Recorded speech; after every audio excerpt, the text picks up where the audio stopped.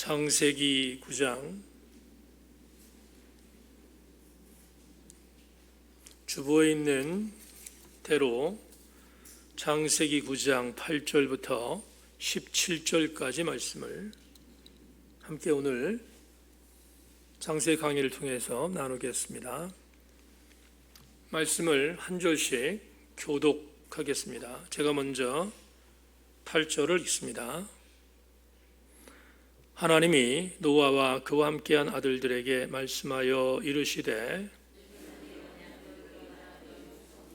너희와 함께한 모든 생물 곧 너희와 함께한 새와 가축과 땅의 모든 생물에게 세우리니 방주에서 나온 모든 것 곧 땅의 모든 짐승에게니라.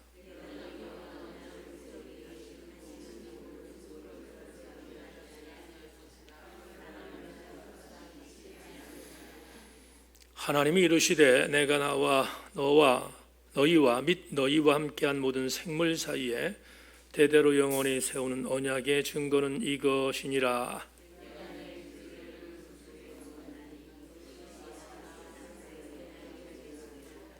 내가 구름으로 땅을 덮을 때에 무지개가 구름 속에 나타나면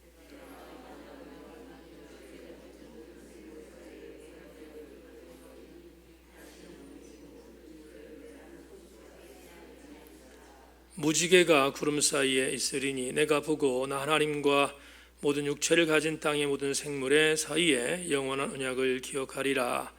하나님이 노아에게 또 이르시되 내가 나와 땅에 있는 모든 생물 사이에 세운 언약의 증거가 이것이라 하셨더라. 다 같이 아멘. 참 좋으신 하나님, 수요 저녁 예배에 사랑하는 교우들이 함께 몰수히 모여 예배를 드리고 있습니다. 하나님, 이 수요 저녁 예배에 하나님의 영이 운행하여 주셔서 나온 교우들마다 영적 감동으로, 감사로, 그리고 감흡하는 마음으로 예배당을 빠져나갈 수 있도록 축복하여 주시옵소서. 하나님, 박주선 셀에 사역을 감당하고 있는 박 집사님에게 은혜를 베풀어 주시고 사역이 힘이 듭니다. 리더십을 갖고 사역을 감당하는 것이 이렇게 어렵습니다. 박 집사님 절대로 주눅 들지 말게 하시고 집사님 잘 이기게 하시고 승리하도록 역사해 주셔서 박 집사님 셀에 있는 사랑하는 남성 지체들도 깨어 기도하고 하나님의 사람들로 붙들림 당하는 그런 영적인 몰아세움이 있을 수 있도록 주님 은총 내리워 주시옵소서. 주님, 이 시간 말씀을 함께 나누는 우리 모두에게 영적인 겸손함을 허락하여 주시옵소서. 하나님의 도우심을 믿으며 예수 그리스도 이름으로 기도하옵나이다. 아멘.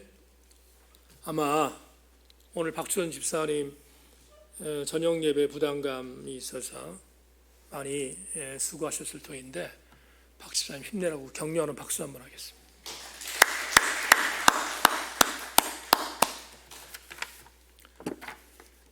여러분과 오늘 창세기 39번째 강의의 제목으로 캐셔트라는 단어의 제목을 갖고 말씀의 은혜를 나누겠습니다.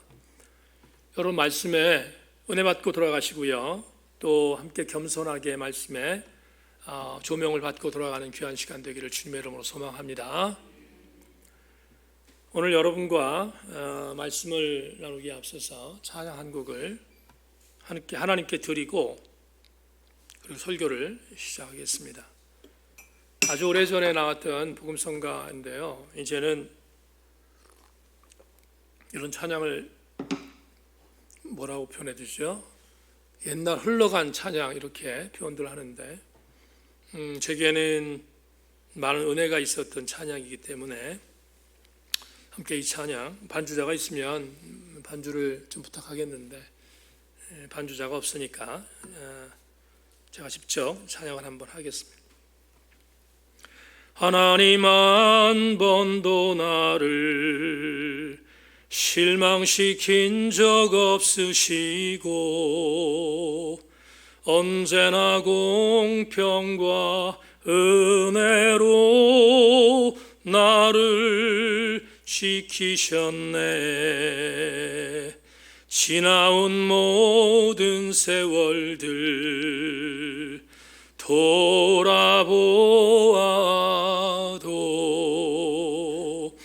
그 어느 것 하나 주의 손길 안 미친 것 전혀 없네. 오 신실하신 주, 오 신실하신 주,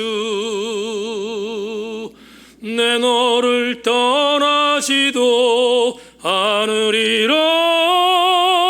내 너를 버리지도 않으리라.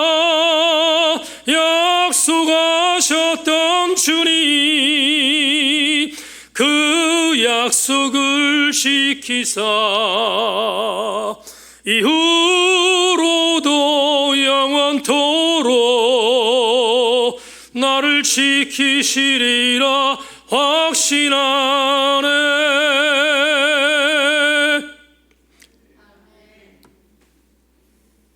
여러분, 이 찬양을 지금 하나님께 올렸는데 이 찬양을 부르면서 느끼는 감동은 내가 하나님 앞에 신실한 게 아니라 하나님 나에게 신실하신 것에 대한 감사가 이 찬양 안에 녹아 있다는 점이죠. 뒤돌아보면 수없이 하나님 앞에서 나는 하나님 앞에 신실함을 드리지 못했는데 하나님은 여전히 나에게 대해서 신실하신 그 은혜를 주셨다는 것만 생각해도 정말 엄청난 감사가 아닐 수 없습니다. 만에 하나 우리가 신앙의 주군으로 삼고 있는 하나님께서 신실하지 못하다고 생각을 하면 어떻게 우리가 신앙의 여정 안에 들어갈 수 있겠습니까? 그건 불가능한 일일 것입니다. 성경을 보면 시대마다 하나님의 신실함에 대하여 부정하고 회의하고 의심하고 했던 일들이 참 여러 번 나옵니다. 지난번 히브리서 강의를 시작하면서 잠깐 소개했던 대표적인 시대가 바로 말라기 시대입니다. 지난 주일날도 여러분들에게 말라기 시대의 시대적 배경에 대한 부분들을 잠시 나누었지만 오늘 다시 한번 본문의 제목과 연관이 되어 있기 때문에 말라기서를 여러분에게 내증으로 한 구절을 읽어드리겠습니다. 말라기 3장 6절에 이렇게 말라기 언자가 여호와의 말씀을 전합니다. 나 여호와는 변하지 아니하나니 그러므로 야곱의 자손들아 너희가 소멸되지 아니할 것이다. 다 같이 아멘. 이 구절이 우리에게 주는 감동이 뭐죠? 하나님께서 예언자 말라기를 통해서 직접 주셨던 신탁이 나는 변하지 않는다 하는 메시지입니다. 이렇게 말한 이유가 뭐냐 하면 말라기 시대는 극도로 하나님을 의심하던 그리고 거부하던 시대였기 때문이다 하는 것을 지난 주일 예배를 통해서 잠시 말씀을 드렸습니다. 다시 한번 곱씹기를 원하는데 오늘 설교 제목과 관계 있기 때문에 그렇습니다. 학계 예언자가 제1차 포로 귀환자 42,360명과 더불어서 바사에서 예루살렘으로 돌아온 뒤에 제2성전을 재건을 하잖아요. 재건을 하는데 여러 가지 방해들이 있었습니다.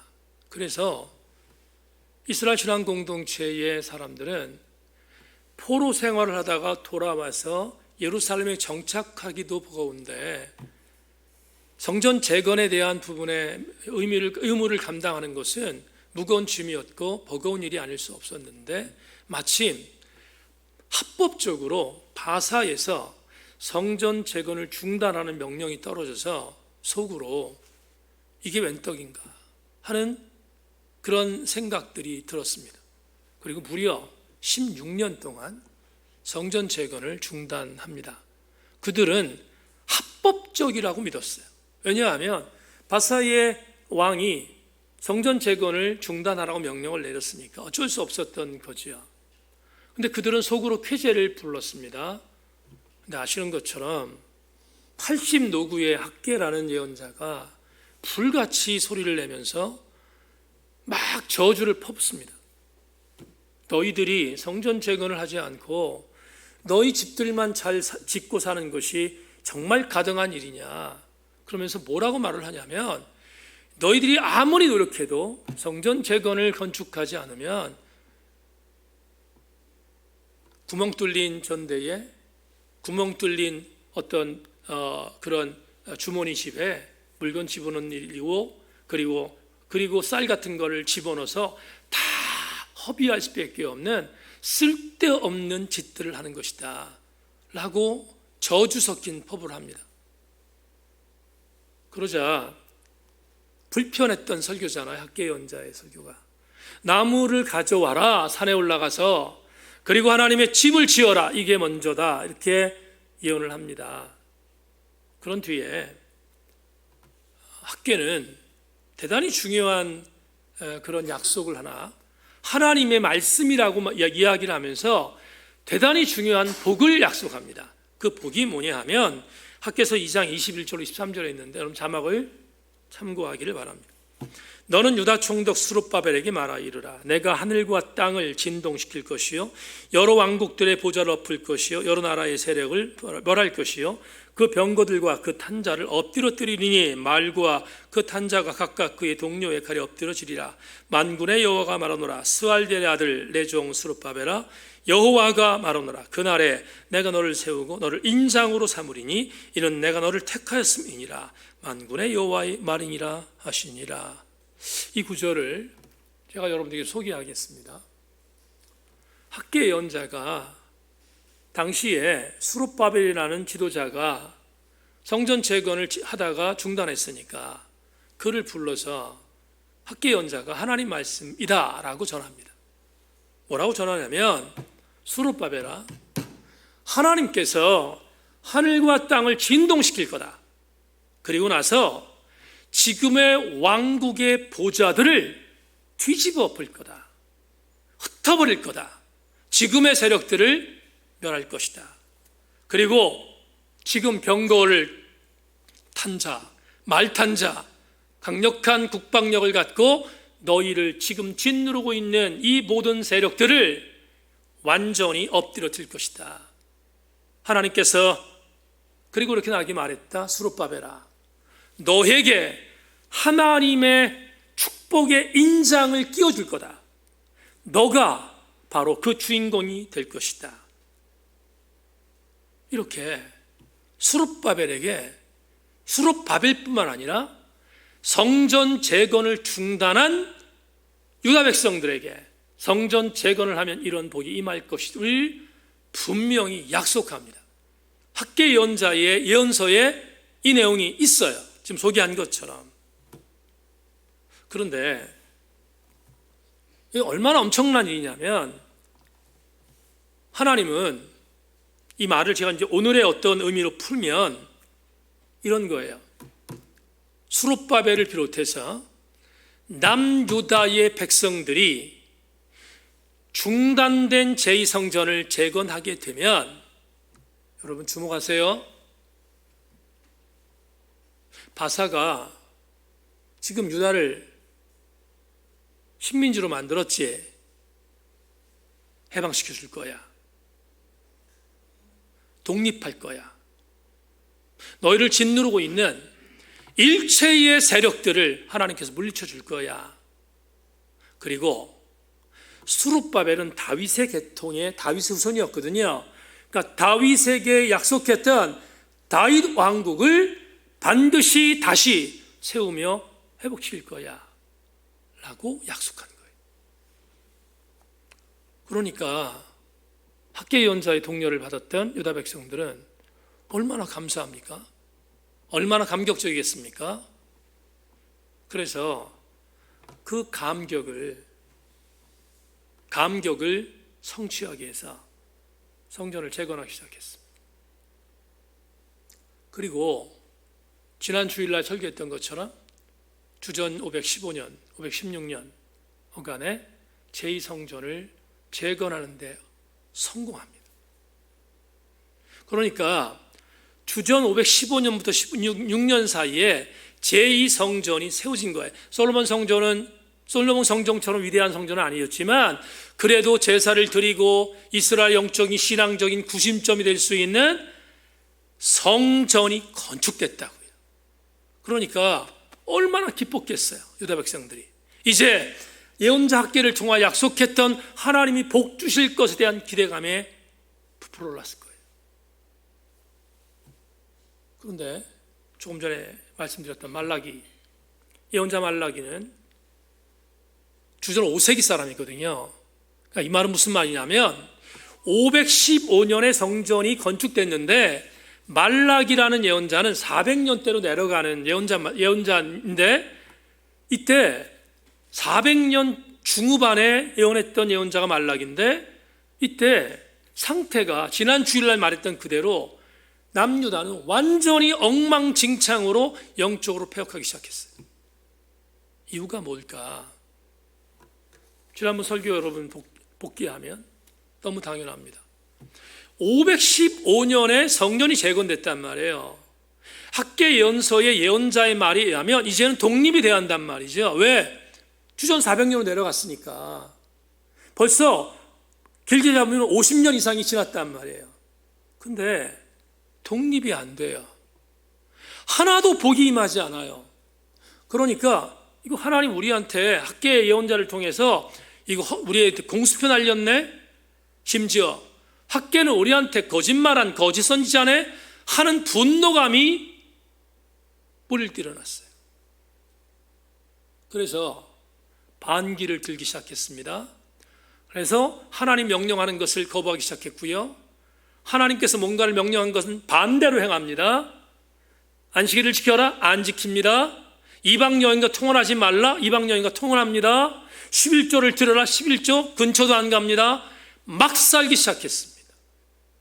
그게 말라기 시대의 반기였음을 말씀드렸어요. 그러면 말라기 시대의 유다 백성들이 그렇게 반기를 둔 이유는 하나님 약속이 이루어지지 않은 것에 대한 저항이잖아요. 약속이 이루어지지 않았으니까.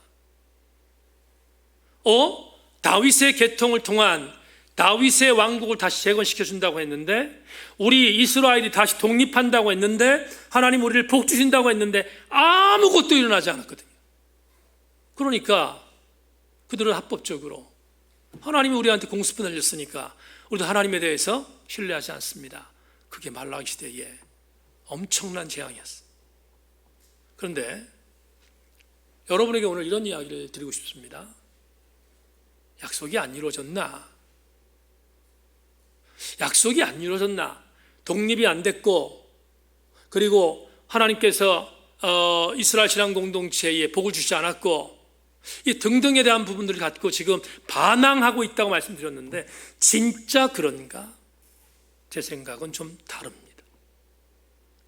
지난 주일날 낮예배 때 이 설교를 해야 되는데 할 수가 없었어요. 왜냐하면 주일 낮예배가 너무 길어지니까 할 수가 없었는데, 여러분에게 오늘 이런 힌트를 드립니다. 성경을 해석할 때는 미시적인 해석이라는 것이 있고요, 거시적인 해석이라는 게 있어요. 미시적 해석이라는 것은 뭐냐 하면 성경에 있는 말씀을 그 당시의 상황에 맞추어서 그때 시대적인 내용으로만 해석하는 것을 미시적 해석이라고 합니다. 어떤 경우에는 이 미시적 해석이 필요합니다. 그런데 지금 오늘 본문에 있는 학계가 선포했던 그 예언의 복이 이루어지지 않은 것에 대한 학계 예언자의 이 말씀, 학계서 2장 21절로 23절의 이 말씀을 해석할 때는 미시적으로 해석해서는 안 돼요.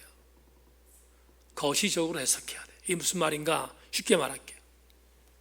지금 유다 백성들은 우리가 수룹바벨 성전을 재건하면 바사라는 나라에서 독립될 것이고 우리는 완전한 주권 국가가 될 것이고 다윗의 계통을 통한 다윗 왕조 선민 공동체가 우리에게 다시 이루어질 것이라고 그들은 해석했다고 했잖아요. 근데 안 이루어졌어. 왜? 미시적으로 해석했기 때문이에요. 그러면 이 본문은 어떻게 해석되는가? 거시적으로 해석해야 돼. 이렇게.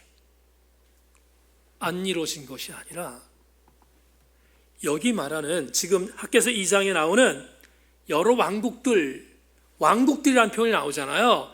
이 왕국은 바사를 말하는 것이 아니라 바사마를 말하는 게 아니라 지금 학개가 예언했던 왕국들을 뒤집어 엎을 거야. 하나님께서 수룹바벨 성전을 재건하면 너희 이스라엘 백성들을 통하여 왕국들을 엎을 거야. 이렇게 말한 것은 바사만을 엎은 것이 아니라 바사의 뒤를 이은 헬라의 뒤를 이은 로마의 뒤를 이은 세속의 일체의 국가들을 하나님께서 용납하지 않고 선민 공동체를 축복하신다는 의미거든요.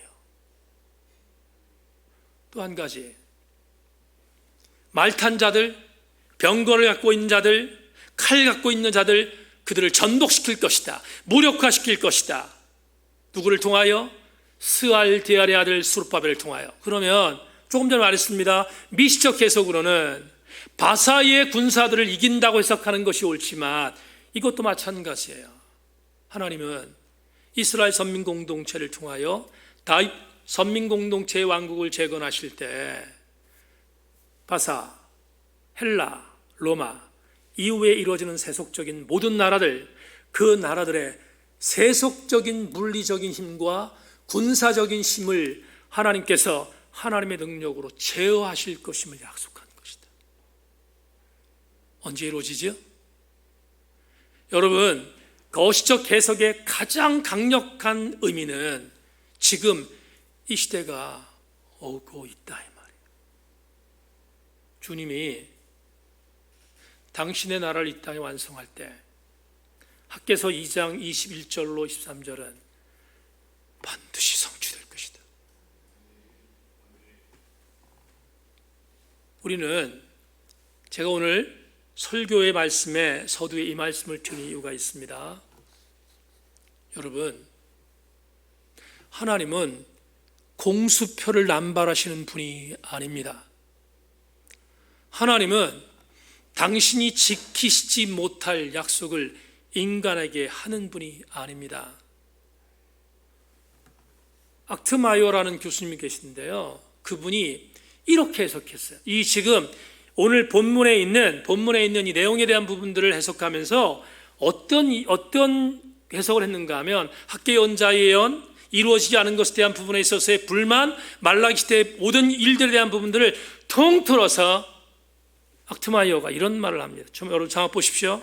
하나님은 언제나 자신의 약속을 지키시는 분이시다. 그래서 하나님의 나라가 예수 그리스도라는 인물을 통해 우리 가운데 오시기 시작했을 때 다윗의 가문과 활동에서 나신 바로 그분은 수룹바벨 후손으로 오셔서 예언자께 말씀이 성취되고 있다. 그분은 무궁하며 온갖 통치와 권력과 권위를 전복시키며 진동하거나 사라지지 않을 하나님 나라를 시작하셨다. 예언자께 의해 선포된 하나님의 말씀은 예수 그리스도 우리 주님 안에 성취되기 시작했다. 주께서 자신의 나라를 완성하시기 위해 재림하실 때 그분은 우리가 주님의 교회를 세우기 위해 일하고 있는 것을 발견하게 될 것이다. 이건 전부 다 아멘. 사랑하는 여러분, 하나님은 거짓의 약속을 남발하신 분이 아니고 하나님은 학개에게 거짓 공약을 내시은 분이 아니라 하나님은 학개 시대에 이 일이 이루어지지 않았다 할지라도 하나님은 반드시 당신의 아들 예수 그리스도께서 이 땅에 오실 때 하나님의 나라가 이 땅에 임할 때 이스라엘 신앙 공동체에 약속하셨던 이 약속이 이루어지게 하실 것임을 우리에게 제시하고 있다 이 말이에요. 우리는 흔들리지 말아야 합니다. 왜 오늘 제가 이 말씀을 드렸는가? 본문 때문입니다. 여러분, 오늘 본문 9절부터 11절을 읽겠습니다. 따라오십시오. 본문 9절 11절. 내가 내 언약을 너희와 너희 후손과 너희와 함께한 모든 생물 곧 너희와 함께한 새와 가축과 땅의 모든 생물에게 세우리니 방주에서 나온 모든 것 곧 땅의 모든 짐승에게니라. 내가 너희와 언약을 세우리니 다시는 모든 생물을 홍수로 멸하지 아니할 것이라. 땅을 멸할 홍수가 다시 있지 아니하리라. 다 같이 아멘. 자, 보세요. 테바에서 노아와 그의 식솔들이 나왔습니다. 우리 공부했습니다. 나오자마자 제단을 쌓습니다. 하나님께서 그들에게 축복하셨다고 했습니다. 오늘 본문은 예배를 드린 뒤에 이제 생활을 해야 되는 노아와 아들들을 부르셨습니다. 하나님 부르셨습니다. 부르셔서 그들에게 약속하십니다. 언약하십니다. 제가 약속에 대한 이야기를 하려고 말라기 예언을 오늘 다시 끄집어낸 것인데, 하나님이 노아와 그의 아들들에게 약속하셨어요. 뭘? 이렇게. 노아야, 아들들아, 내가 다시는 이 땅을 홍수로 멸하지 않을 거야. 하나님 약속입니다. 다시는 이 땅을 물로 심판하지 않을 것임을 약속했습니다.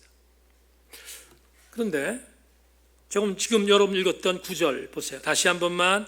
내가 내 언약을, 언약이라는 단어 주목하십시오. 그리고 11절에 너희와 언약을 세우리니 할 때 언약도 주목하세요. 언약이라는 단어 나왔잖아요. 이 단어가 베리트라는 히브리어의 번역입니다. 저는 설교했어요. 이미 베리트가 뭔지. 이 베리트는 우리나라 성경에는 언약으로 번역되어 있지만 아브라함 창세기 15장에 보면 아브라함에게 하나님께 언약을 주실 때 깊이 잠들게 하신 뒤에 이런 현상을 보게 합니다. 솔개를 죽여요. 하나님께서 죽이셔요. 솔개를 죽인 뒤에 그 사체를 둘로 나누어요. 나누어서 아브라함 환상을 보여주십니다. 나눈 뒤에 노아에게 하나님이 지나가시는 걸 보여주십니다. 아브라함에게 이렇게 보여주시는데 하나님께서 그 사체의 사이를 지나가시는 환상을 보게 하신다 이 말이에요. 그때 언약이라는 단어가 나오는데 이 언약이 베리트입니다. 베리트는 문자적으로 말하면 사체를 반으로 나누어 사이를 지나가다, 그런 뜻이에요. 그러면 무엇을 의미할까요? 어떤 것을 의미하겠어요? 언약이. 이 언약을 어기면 사체처럼 될 것이라는 거예요. 다시 말하면 하나님은 언약을 무시무시하게 소중히 여긴 것입니다. 당신은 한 번 내뱉은 약속을 인간처럼 변개하지 않으세요. 인간처럼 밥 먹듯이 약속을 어기잖아요. 하나님은 당신이 언약한 내용을 반드시 지키는, 찬양한 것처럼 신실하신 하나님이시다 하는 것을 이 베리트라는 단어를 통하여 오늘 말씀하고 있어요. 본문에 9절부터 11절에 언약이라는 단어가 두 번이나 들어갔습니다.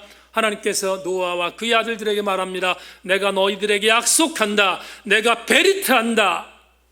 너희들을 다시는 물로, 홍수로 심판하지 않을 거야. 그렇게 약속하셨어요. 그런 뒤에 굉장히 중요한 또 하나의 의미를 오늘 이어지는 본문 12절부터 마지막 절까지 말씀하고 있습니다. 자, 보십시오. 12절부터 17절까지 말씀을 제가 다시 한번 읽겠습니다.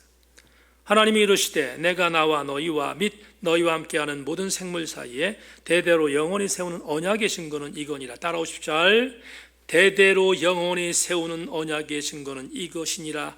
내가 내 무지개를 구름 속에 두었나니 이것이 나와 내 세상의 사이의 언약의 증거니라. 내가 구름으로 땅을 덮을 때 무지개가 구름 속에 나타나면 내가 나와 너희와 및 육체를 가진 모든 생물 사이의 언약을 기억하리니 다시는 물이 모든 육체를 멸하는 홍수가 되지 아니할지라. 무지개가 구름 사이에 있으니 내가 보고 나 하나님과 모든 육체를 가진 땅의 모든 생물 사이에 영원한 언약을 기억하리라. 하나님이 노아에게 또 이르시되 내가 나와 땅에 있는 모든 생물 사이에 세운 언약의 증거가 이것이라 하셨더라. 그러면 여러분이 너무 잘 아는 기사가 실려 있습니다. 약속하셨습니다. 베리트 하셨습니다. 절대로 내가 만약에 이 약속을 어기면 사체처럼 될 거야 라는 무리수를 주면서까지 하나님께서 노아와 노아의 아들들에게 약속하셨습니다. 그런 뒤에 증표를 주셨는데 그 증표가 오늘 설교의 제목 퀘셰트입니다. 퀘셰트는 무지개라는 뜻입니다. 하나님은 노아와 그의 식솔들에게 퀘셰트를 주셨어요. 그러면서 이렇게 말씀합니다. 노아의 아들들아, 무지개가 보이면 내가 기억할 거야. 오늘 본문에 분명히 말씀하고 있습니다. 내가 무지개를 너희들한테 증표로 보는데 너희들도 무지개를 보면 내가 했던 약속이 기억나도록 생각해라. 어떤 약속? 물로 심판하지 않을 거야. 근데 놀라운 사실이 있습니다. 하나님도 이렇게 말씀합니다. 나도 기억할 거야. 이렇게 말씀합니다. 나도 이 무지개를 보면서 너희들이 범죄했을 때 내가 너희들을 다시는 물로 심판하지 않을 것이라는 것을 내가 기억할 거야. 이렇게 본문에서 말씀합니다. 그런데 주목할 게 있습니다. 우리가 오늘 놓치면 안 되는 중요한 은혜가 하나 있습니다. 하나님은 이 무지개의 약속을 노아와 노아의 식솔들에게만 하신 말씀이 아니라는 것입니다. 그러면 무지개를 통하여 이 땅을 멸하지 않겠다고 약속한 대상이 인간 말고 또 다른 대상이 있어요. 본문에. 오늘 본문에서 그 대상을 생물들이라고 말합니다. 생물. 그러니까 생물이란 말은 다른 말로 표현하면 땅에서 살고 있는 일체에 살아있는 동물, 또 하나 생물에 뭐가 들어가죠? 식물도 들어갑니다. 여러분 좁히겠습니다. 하나님께서 이 땅을 다시는 물로 심판하지 않겠다고 약속을 천명했던 대상이 인간, 동물, 식물까지입니다. 이 세 종류에게 물로 심판하지 않겠다고 베리트 약속하셨어요. 그러면 우리는 이 약속을 통해서 굉장히 중요한 두 가지의 은혜를 발견해야 합니다. 이 약속이 얼마나 중요한 것인지를 지금부터 간단히 두 가지로 여러분들에게 설명하겠습니다. 첫째, 문장 봅시다. 하나님께서 이제부터는 당신이 만드신 자연을 하나님께서 이제부터는 당신의가 아니고 당신입니다. 먼저 오타 나온 거예요. 이 하나님께서 이제부터는 당신이 만드신 자연을 다시는 훼손하지 않겠다고 의지를 표명한 것이다. 이게 무슨 말인가요?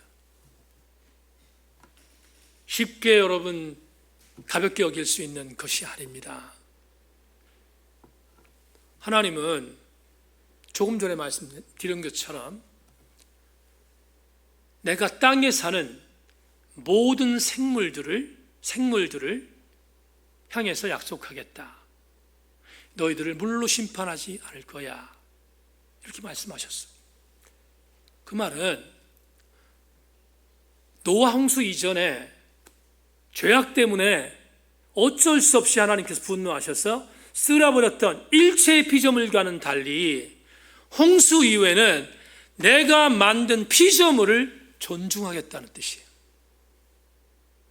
홍수 이후부터는 하나님 생각이 바뀌셨다는 거예요. 어떻게? 내가 이제부터는 내가 만든 모든 생물들을 존중하겠다. 영어 성경에 RSV와 KJV라는 성경을 보면 똑같은 단어로 생물을 썼어요. 어떻게 썼냐면 Everything Creature라고 돼 있어요. 이게 무슨 말이냐면 번역하면 모든 살아있는 피조물이에요. 그러니까 하나님께서 이 땅에 살아있는 일체의 피조물에 대하여 물로 심판하지 않겠다, 존중하겠다, 자연을 훼손하지 않겠다는 것입니다. 이걸 여러분에게 오늘 왜 교훈으로 삼았는가?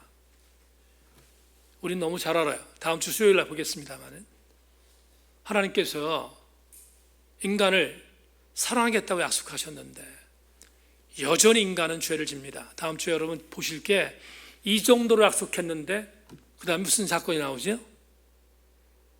노아가 술 먹고 주정하는 장면이 나오잖아요. 다음 주에 볼 거예요. 세상이 기가 막히지 않습니까? 하나님이 이 정도로 존중해 줬는데 오늘 단락이 끝나면 그 다음 단락에서 인간이 다시 범죄해요. 하나님 모르셨을까요? 아셨을 거 아니에요. 하나님은 노아가 범죄할 것을 아셨다고요. 그럼에도 불구하고 하나님은 다시는 범죄하는 인간이라 할지라도 물로 심판하지 않겠다고 약속하셨어요. 언약하셨다고. 그러면 하나님은 이 언약을 결코 변개하지 않으시는 하나님이심을 우리가 믿는다면 우리도 한 가지 중요한 교훈을 얻어야 되지 않겠습니까? 뭡니까? 하나님께서 자연을 훼손하지 않고 하나님께서 모든 생물들 존중하겠다고 했다면 마땅히 우리도 자연을 사랑하고 하나님이 만드신 피조물들을 존중해야 되지 않겠습니까? 여러분, 자연을 존중하지 않은 결과물이 뭡니까? 하나님께서 그렇게 존중하시면서 그렇게 소중히 여기셨던 자연을 소중히 여겼음에도 불구하고 우리가 존중히 여기지 않은 결과가 뭐예요? 이거잖아요, 이거. 여러분 공감하십니까?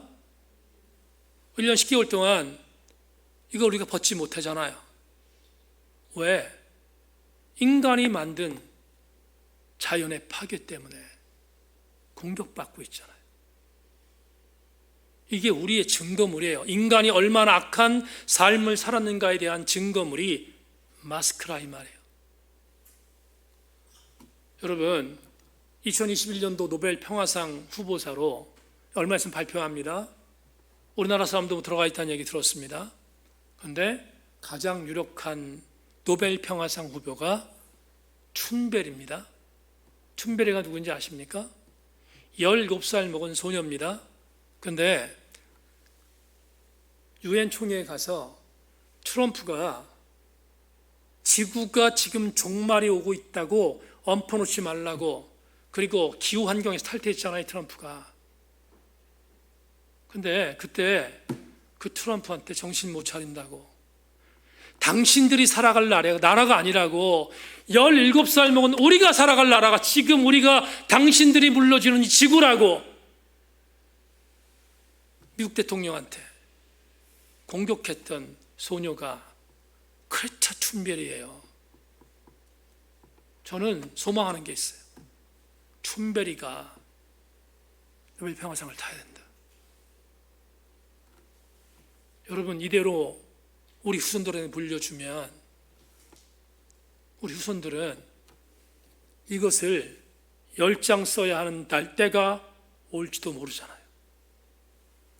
인간은 절대로 자연을 보호할 수 있는 능력이 없습니다. 그러나 하나님의 형상을 담지 않으면 절대로 자연을 존중하게 여기지 못하지만 하나님이 존중하셨던, 하나님이 다시는 물로 훼손하지 않겠다고 했던 모든 생물을 사랑하시던 그 마음을 우리 인간이 품지 않는 한 절대로 지구는 재생될 수 없습니다. 오늘 창세기 강의를 통하여 저와 여러분들이 가슴에 담아야 할 것은 하나님께서 존중하겠다고 했던 자연이라면 우리도 마땅히 존중해야 되며 우리도 마땅히 보호해야 된다는 사실을 첫 번째의 영적인 도전으로 여러분에게 드리고 싶습니다. 두 번째, 오늘 노아의 식솔들에게 하셨던 이 언약을 통하여 우리가 또 하나 얻어야 할 감동이 있습니다. 무지개, 오늘 설교 제목이 무지개라고 했습니다. 캐쉐트가 뭘까? 무지개라고 했습니다. 캐쉐트는 전적인 하나님의 은혜를 알게 해주는 증표였어요. 전적인 하나님의 은혜. 여러분, 지금 크로스 8기생들이 공부하고 있습니다. 크로스를 공부한 분들은 기억나십니까? 성경에는 하나님 인간에게 맺은 언약이 두 가지가 있다고 했습니다. 첫째는 하나님 편에서 일방적으로 체결하신 종적 언약이 있습니다. 오늘 본문이에요. 노아에게 주셨던 것, 아브라함에게 주셨던 것, 그리고 민수기 25장에서 비느하스에게 주셨던 것, 그리고 여타, 사무엘하 7장을 보면 다윗에게 주셨던, 그러니까 다윗 상관없어요, 비느하스 상관없어요, 노아 상관없어요, 아브라함 상관없어요. 하나님께서 일방적으로 축복하신 겁니다. 일방적으로 내가 너한테 이렇게 할 거야 했던 것이 종적인 언약입니다. 오늘 노아의 언약, 노아에게 주셨던 언약이 대표적인 종적 언약입니다. 그런데 또 하나가 있다고 크로스에서 우리는 공부했습니다. 횡적 언약이 있습니다. 이건 하나님의 일방적인 언약이 아니라 인간에게서 인간이 무언가를 반드시 의무를 행하는 횡적 언약이다. 두 번째의 언약입니다. 그런데 이 언약은 여러분 잘 아시는 것처럼 어떤 것이 대표적인 언약입니까? 모세와 세운 언약입니다. 십계명을 하나님 주시면서 하나님께서 이렇게 말씀하셨습니다. 모세에게, 모세야, 너는 너희의 백성들에게 내가 한 분인 하나님 것을 인정하라. 그러면 나는 너를 그리고 너의 민족을 나의 선민으로 인정할 거야. 쌍방이죠? 여러분, 이스라엘이 뭔가를 해줘야 합니다. 해주면 하나님이 하시는 거예요. 이게 모세와 맺으신 언약입니다. 그런데 오늘은 노아의 언약이니까 무슨 언약이에요? 행적 언약이 아니라 무슨 언약? 종적 언약입니다. 종적 언약은 언약의 대상자와는 관계없어요.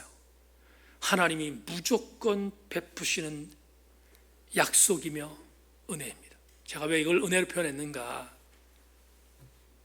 여러분, 호세아 11장 1절을 소개하겠습니다. 마지막으로 호세아 11장 1절 이런 말씀이 있습니다. 이스라엘이 어렸을 때 내가 사랑하는 내 아들을 애굽에서 불러냈다.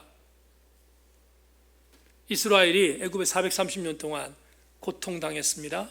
하나님이 모세를 들어서 그들을 인도했잖아요. 근데 호세아라는 예언자를 통해서 무슨 편을 썼는가 하면 이스라엘이 뭐 했을 때? 어렸을 때. 이스라엘이 뭐 했을 때? 어렸을 때. 이 어렸다라고 하는 이 단어가 히브리어 나하르라는 단어인데 이걸 문자로 해석하면 젖비린내 나는 것, 이런 뜻이에요. 그러니까 얼마나 어리숙하고 얼마나 미완된 존재인 것을 알려주는 단어이거든요. 다시 말하면 애굽에 살고 있었던 이스라엘 백성들은 하나님께서 불러낼 이유가 없을 정도로 엉망이었어요. 하나님께서 애굽에 살고 있었던 이스라엘 백성들이 자격이 있어 불러낸 게 아니라 이 말이에요. 하나님께서 애굽에서 종살이 하던 이스라엘 백성들을 불러낸 것은 자격이 있어서가 아니라 하나님의 전적인 은혜였다. 여러분, 오늘 이 땅을 내가 물로 심판하지 않을 거야. 자격이 있습니까? 제가 좀 전에 얘기했잖아요. 다음 주 수요일 날 이 정도로 은혜를 받았는데 노아는 술 퍼마시고 그리고 또 주정하잖아요. 그게 인간이잖아요. 자격이 있어서 하나님께서 노아에게 은혜를 주셨는가? 천만의 말씀이죠.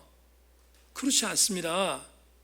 우리가 뭔가를 행했으니까, 행위적으로 뭔가를 하나님 앞에 했으니까 하나님이 우리에게 은혜를 주셨을까? 여러분, 여기 가슴에 심장에 손을 대고 우리 함께 생각해 보십시다. 내가 하나님 위해서 어떤 일을 해서 하나님 나에게 은혜를 주셨는가? 도둑놈 심보 아닙니까? 내가 하나님께 뭔가를 드렸기 때문에, 내가 하나님께 뭔가 합당한 일을 했기 때문에 하나님이 은혜를 주셨는가? 우리가 그럴 자격이 있습니까? 없잖아요. 그런데 하나님 우리를 죄악된 장소였던 애굽에서 어리고 자격 없는 우리를 부르셔서 구원하셨잖아요. 그러면 그런 나를 부르신 하나님 앞에 우린 이 고백을 해야 돼요. 그렇습니다. 하나님, 전적인 하나님의 은혜였습니다.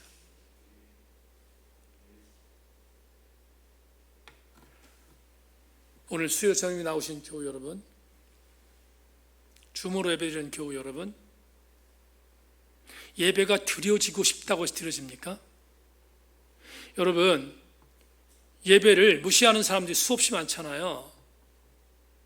왜 무시합니까? 반대로 여러분들은 왜 예배 나오셨습니까? 무슨 차이지요? 너무 쉽습니다. 여러분들 오늘 예배를 나온 이유는 하나님이 여러분에게 전적인 은혜를 주셨기 때문인 거예요. 우리가 착각하면 안 돼요. 내가 하나님 이 정도 했으니까 하나님 나에게 은혜를 주셨지? 여러분, 그런 교만함이 어디 있습니까? 그렇지 않습니다. 저와 여러분이 오늘 하나님의 사람으로 설 수 있었던 것은 하나님이 일방적으로 맺어주신 은혜라는 언약 때문이었습니다. 오늘 이 저녁에 우리 모든 교우들에게 권면합니다. 단순히 오늘 본문은 단순히 우리에게 주신 본문 중에 하나님의 언약의 중표로 주셨던 퀘쉐트는 그냥 무지개네가 아니라 그 무지개를 볼 때마다 하나님이 주신 은혜를 기억하라는 하나님의 명령인 것을 기억하고 우리 전체 교우들이 하나님의 은혜 안에 더욱더 깊이 잠기는 모든 성도들 되기를 주님의 이름으로 축원합니다. 하나님 감사합니다. 오늘 수요 저녁 예배에 말씀으로 은혜를 나누었습니다. 하나님은 결코 변하지 않는 언약을 주시는 하나님이심을 믿습니다. 내가 하루에도 수백 번 하나님께 맺었던 언약을 변개하지 하나님은 변개하지 않는 하나님 것을 분명히 고백합니다. 존귀하신 주님, 우리 모든 성도들마다 이 은혜를 받았는데 은혜 안에 거하게 하여 주시고 은혜대로 살게 하여 주시옵소서. 하나님, 이번 주간 남은 3일도 주의 안에 있기를 원합니다. 우리 모든 성도들마다 주 안에서 이탈하지 않고 주의 은혜 안에 머물게 하여 주시옵소서. 감사드리며 예수 그리스도 이름으로 기도 올리옵나이다. 아멘.